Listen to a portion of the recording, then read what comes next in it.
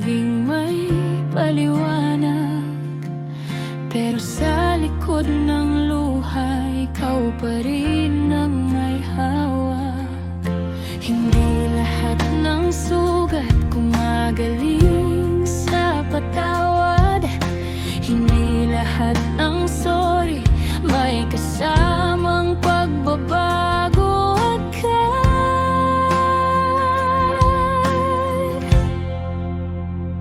Kung alam mong mali ka, bakit hindi ka magbago?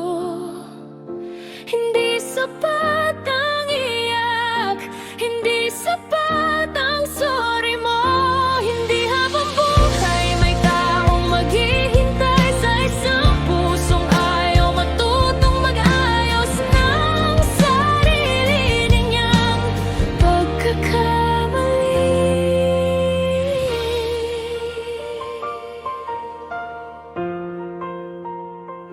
Pabiktim ka sa mundo, pero ikaw ang dahilan kung bakit unti-unting lumalayo ang mga kamay.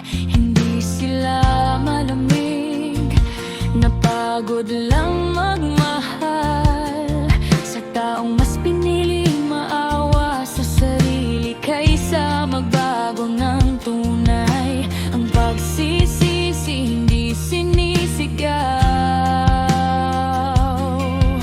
pinapatunayan yan sa araw-araw.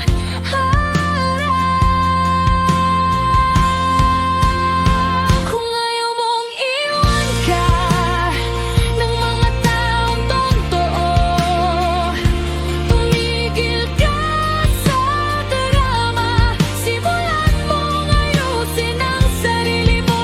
Hindi sila obligadong intindihin ka palagi, lalo na kung paulit-ulit mo silang sinasaktan. Tapos sorry lang ang alay mo lagi.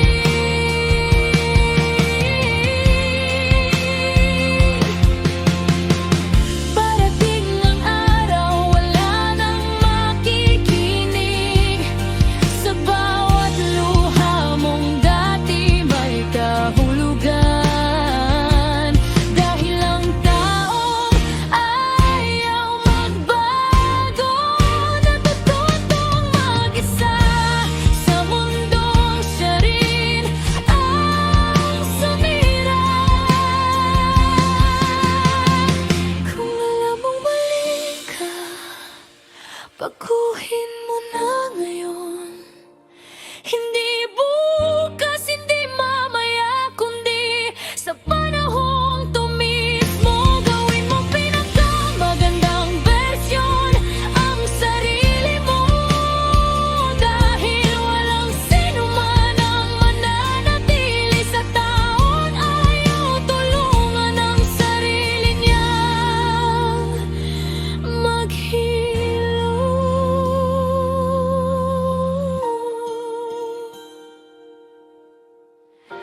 Hindi lahat ng nawawala pabalik pa.